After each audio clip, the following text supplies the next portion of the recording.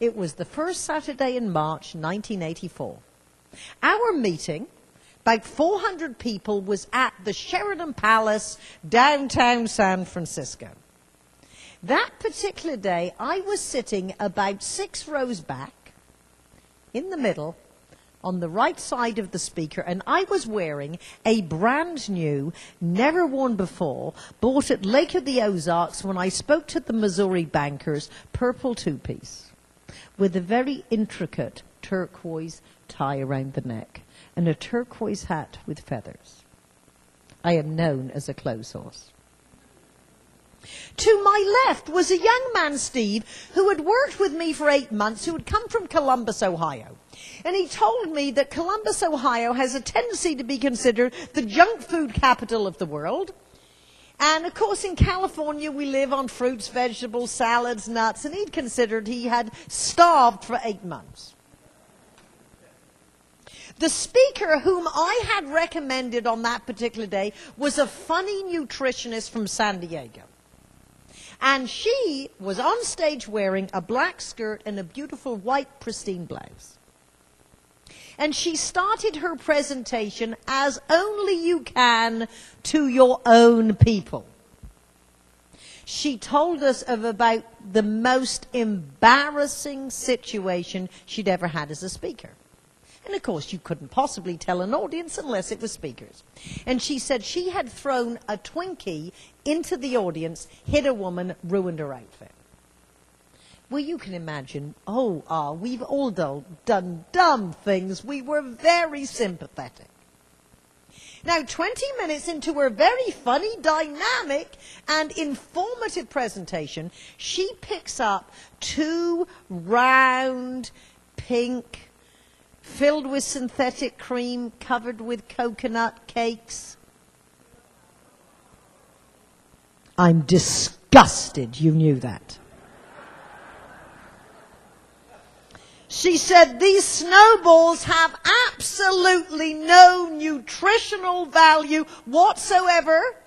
The only good thing you can use them for is a Dolly Parton impersonation. She put them in her white shirt, went like this, and we laughed hysterically. Well, you can imagine Steve from Columbus, Ohio, looks at these round, pink, filled with synthetic cream, covered with coconut snowballs, thank you, and thinks this is a meal.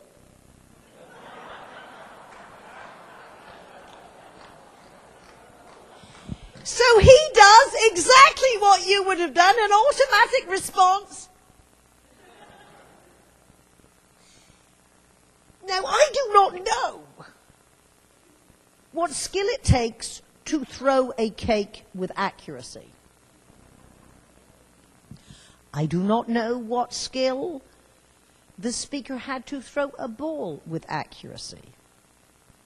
I just know when Steve automatically put his hand up, she automatically reared back. And I leapt into the lap to the gentleman on my right. A nanosecond too late.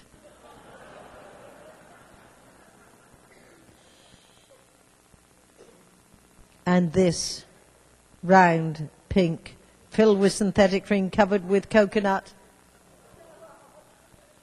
hits my brand new, never worn before, bought at Lake of the Ozarks when I spoke to the Missouri bankers, purple two-piece, and it lodged itself in this very intricate turquoise tie.